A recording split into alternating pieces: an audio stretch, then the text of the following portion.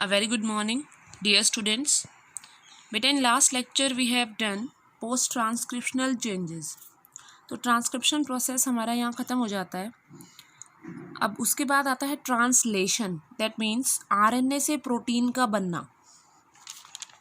तो उससे पहले कुछ हम एक इम्पोर्टेंट टॉपिक है that is genetic code. Translation से पहले हम जेनेटिक कोड डिस्कस करेंगे. जेनेटिक कोड एक्चुअली है क्या? आपने देखा होगा बीच बीच में हमने जैसे कोडोन का नाम लिया था, anti codon, codon.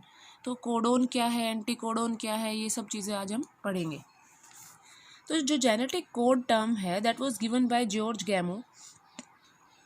George Gamow ने ये टर्म दी थी और इसके बारे में डिस्कवर किसने किया था? निरनबर्ग, मैथायन, खोराना.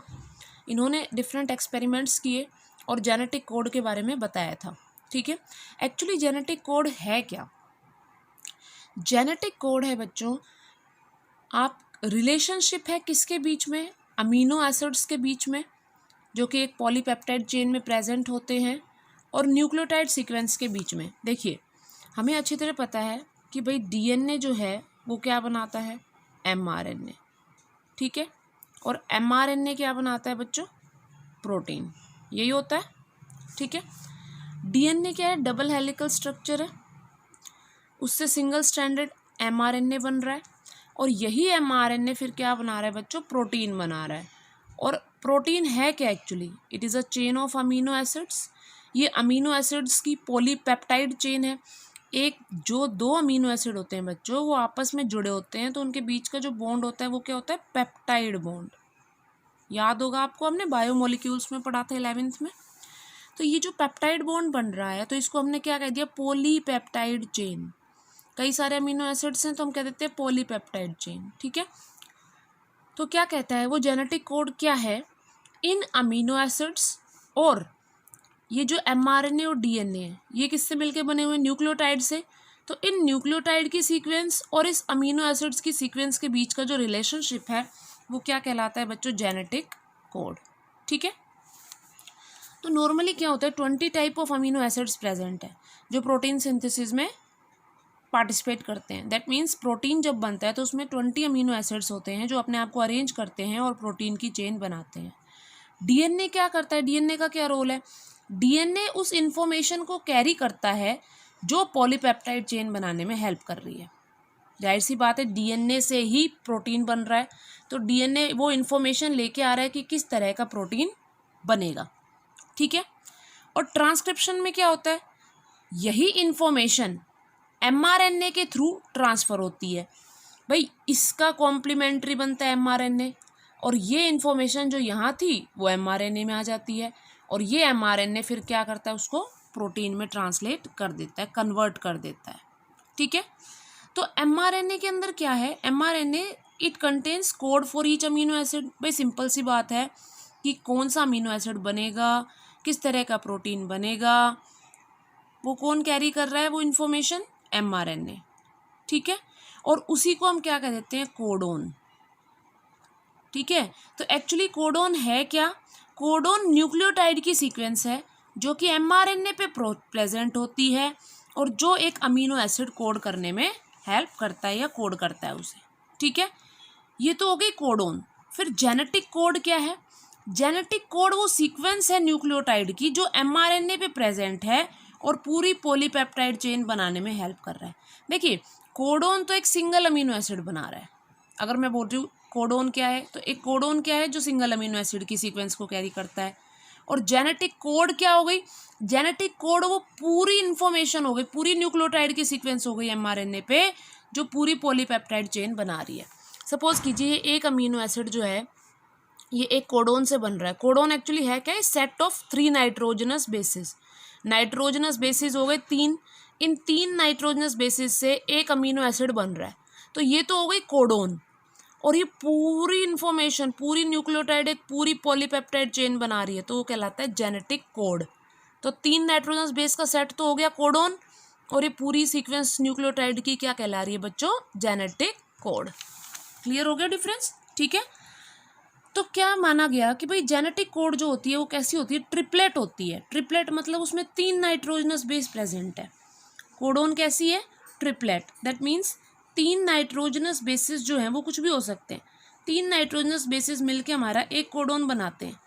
तो अब इस पे एक्सपेरिमेंट होने लगा कि भाई 3 कैसे पता चला कि 3 ही नाइट्रोजनस बेस मिलके एक कोडोन बना रहे हैं। ठीक है, तो ये जो ट्रिपलेट जो थी इसकी जो कि भाई 3 नाइट्रोजनस बेस प्रेजेंट होते हैं, उनको प्रूव करने के लिए एक्सपेरिमेंट किए गए। ठीक है, मेन प्रॉब्लम क्या थी कि जेनेटिक कोड जो है कैसे डिटरमाइन करें कि कितने नंबर ऑफ न्यूक्लियोटाइड उसमें प्रेजेंट होते हैं जो एक सिंगल अमीनो एसिड को कोड करते हैं। ठीक है, तो जनरली हमें पता है कि भाई 4 टाइप के नाइट्रोजनस बेसिस हैं mRNA में, A, U, G और C, यही होते हैं 4। ठीक है, और अब अमीनो एसिड्स कितने हैं 20। तो ये 4 नाइट्रोजनस बेस किस तरह से अरेंज होंगे कि 20 टाइप ऑफ अमीनो एसिड बन जाए। ठीक है, सपोज करो पहले माना गया कि भाई हो सकता है कि ये जेनेटिक कोड में सिर्फ एक सिंगल नाइट्रोजनस बेस हो। ठीक है, अगर ये जेनेटिक कोड सिंगलेट है, सिंगलेट मतलब कोडोन में सिर्फ एक ही नाइट्रोजनस बेस प्रेजेंट है, तो सिंपल सी बात है सिर्फ 4 कोडोन्स ही बनेंगे। देखो इधर, अगर एक ही नाइट्रोजनस बेस प्रेजेंट होगा तो सिर्फ 4 कोडोन बन रहे हैं, 1 2 3 4। अब ये 4 कोडोन जो है ये 4 ही अमीनो एसिड्स को बना सकते हैं, है ना।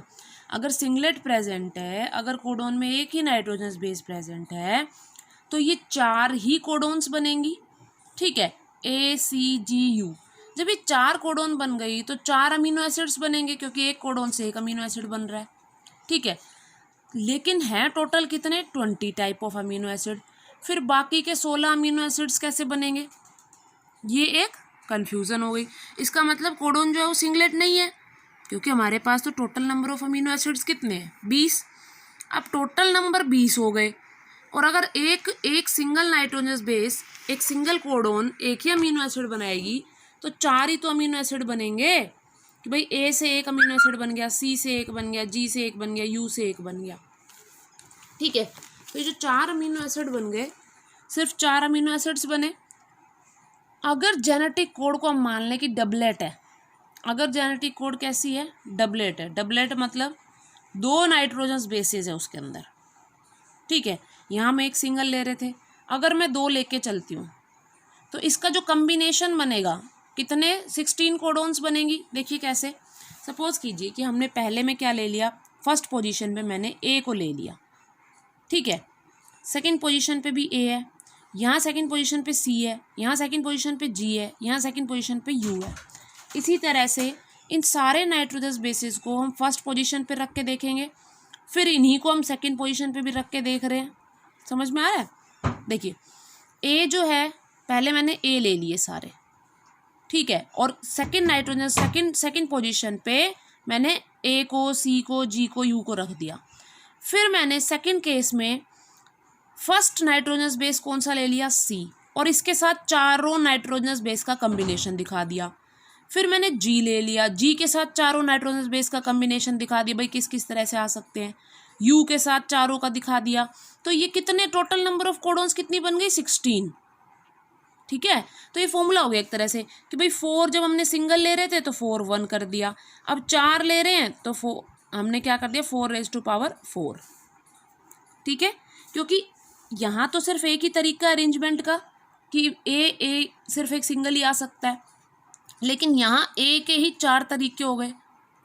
ठीक है, ए जो है वो 4 के साथ कम्बिनेशन शो कर सकता है ना। देखो ए यहाँ ए के साथ भी कम्बिनेशन शो कर सकता है, सी के साथ भी कर रहा है, ठीक है, फिर जी के साथ भी कर रहा है, ए के साथ भी कर रहा है। ये सारे कम्बिनेशन हो गए, कितने हो गए टोटल 16 कोडॉन्स हो गई। लेकिन अमीनो एसिड कितने हैं 20। जब 16 कोडॉन्स हो गई तो अमीनो एसिड्स 20 है, तो ये 16 कोडॉन तो इनसफिशिएंट है 20 अमीनो एसिड बनाने के लिए। ठीक है ना, तो ये भी क्या हो गया, हमारा फॉर्मूला फेल हो गया। तो दैट मीन्स सिंगलेट भी नहीं हो सकता, भाई एक सिंगल नाइट्रोजनस बेस भी नहीं हो सकता, डबलेट भी नहीं हो सकता, 2 नाइट्रोजनस बेस भी नहीं हो सकते। फिर पता लगाया, जॉर्ज गैमो जो साइंटिस्ट थे 1954 में, उन्होंने ट्रिपलेट कोड दी कि अगर हम ऐसा माने कि 3 नाइट्रोजनस बेस से मिलके एक कोडॉन बनता है तो क्या फॉर्मूला हो जाएगा 4⁻³ 3 का कम्बिनेशन हो गया। ठीक है ना, जैसे यहाँ पे 2 आ रहे थे, अब यहाँ हम 3 करके देखेंगे तो ये और एक्सटेंड हो जाएगा। ठीक है, तो क्या मान लिया कि 4⁻³ अगर हम करते हैं तो 64 कोडोन्स हमारे पास आ जाती है, और अमीनो एसिड कितने 20। तो बहुत ईजी हो जाएगा कि भाई 64 कोडोन्स तो 20 अमीनो एसिड्स को बना सकती हैं ना, सफिशिएंट है ना। लेकिन इसका एक कंक्लूजन क्या निकल रहा है, यही निकल रहा है कि more than 1 codon code 1 amino acid. ये हम आगे पढ़ेंगे। देखिए 64 अमीनो कोडोन्स जो हैं वो 20 टाइप के कोडोन अमीनो एसिड्स को बना रही है। तो अमीनो एसिड कम हो गए, कोडोन ज़्यादा हो गई। तो भाई एक अमीनो एसिड हो सकता है एक से ज़्यादा कोडोन से कोड हो रहा हो सकता है कि नहीं। ठीक है, तो H.G. खुराना इन्होंने एक आर्टिफिशियल मेथड सिंथेसाइज किया था ट्रिपलेट कोडोन को बताने के लिए। इसमें डीप में जाने की ज़रूरत नहीं है, इतना याद रखिए आप। मार्शल निरनबर्ग ने सेल फ्री सिस्टम बताया था प्रोटीन सिंथेसिस का, जिससे कि इसने भी क्या बताया था, कोडोन को डेसिफर किया था कि ये भी कितनी होती है, ट्रिपलेट होती है। ठीक है, severe Ochoa enzyme, RNA polymerase enzyme को ही कह रहे हैं। ठीक है, ये भी क्या करता है, हेल्प करता है किस में, पॉलीमराइजेशन में आरएनए की। ठीक है, और टेम्पलेट इंडिपेंडेंट है। टेम्पलेट इंडिपेंडेंट का मतलब समझ रहे हैं, इसको किसी भी बेस की ज़रूरत नहीं है। ठीक है, तो ये 2009 में क्वेश्चन आया हुआ है कि ट्रिपलेट कोडोन जो है जेनेटिक कोड है वो किसने दी थी। तो आप याद रखेंगे साइंटिस्ट के नाम, H.G. खुराना, मार्शल निरनबर्ग। फिर आपके ऑप्शंस में दे रखा है मार्शल निरनबर्ग एंड मैथाई मैंने आपको स्टार्टिंग में ही बताया था। फिर सेकेंड ऑप्शन दे रखा है हर्शे एंड चेज, थर्ड दे रखा है ग्रिफ्थ। तो आप उसमें से इजीली टिक कर सकते हैं कि मार्शल निरनबर्ग ने बताया था किसके बारे में, ट्रिपलेट कोडोन के बारे में। ठीक है, तो अब हम कुछ फीचर्स पढ़ेंगे इसकी कि भाई जो करैक्टरिस्टिक्स होती है वो कोडोन की क्या क्या करैक्टरिस्टिक्स होती है जेनेटिक कोड की। करैक्टरिस्टिक्स से रिलेटेड बच्चों क्वेश्चन आया हुआ है 2009 में और 2010 में। ठीक है, क्या क्वेश्चन आया हुआ है, यही आया है कि भाई which of these is not a characteristic of genetic code. उसमें ये कुछ करैक्टर्स लिख देता है, और जो फोर्थ ऑप्शन है आपका, एक ऑप्शन ऐसा दे देता है जो कि उसका करैक्टरिस्टिक नहीं है।